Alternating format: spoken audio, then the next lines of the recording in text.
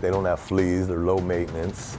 You don't have to take them to the vet regularly like a dog or a cat. But honestly, they make the best pets.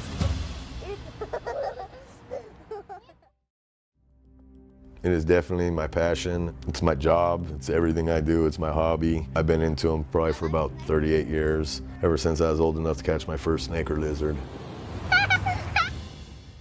Eric LeBlanc shares his Californian home with huge lizards, snakes, and his 3 young children.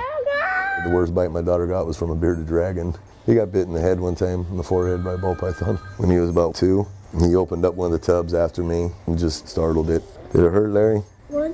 When you got bit? I got bit on the nose. But did it hurt? It didn't hurt.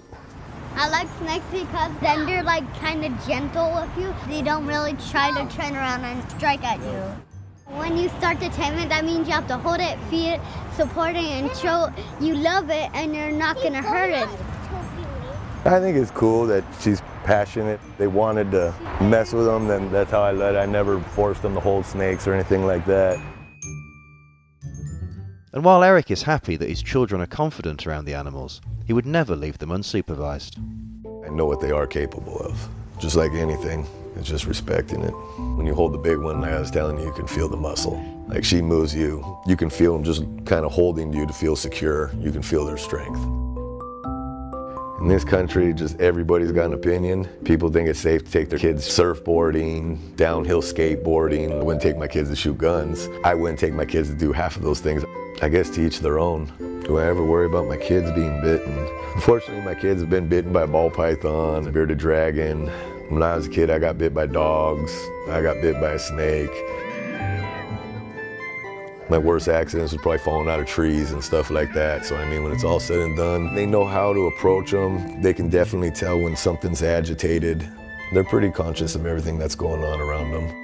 They're absorbing it. Eric has always had a house full of exotic animals. This is Shelby. She's a lavender albino reticulated python, the largest snake in the world. This is a caiman lizard. They come from Peru.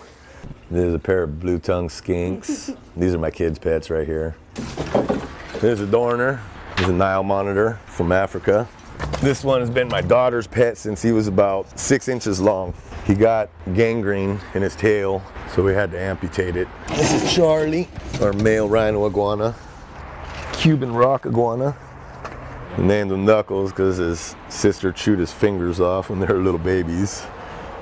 But recently, his house is even more crowded. After a fire in his reptile shop, he's had to bring a lot of injured animals home to recuperate. It was the worst tragedy almost of my life. If it would just been merchandise that burned, I can live with that. The fact that it was living animals is just something it's been hard. A lot of them were my kids' pets. They all had names. God, at the time, we probably had about 600-700 lizards, honestly.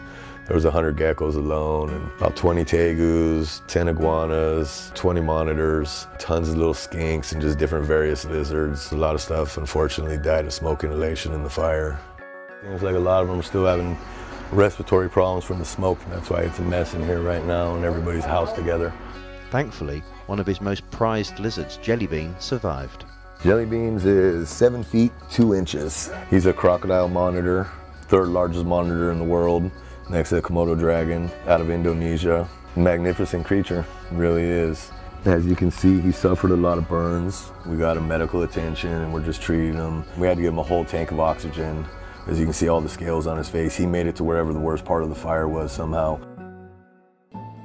Now Eric is concentrating on getting his business up and running again and taking care of his injured animals.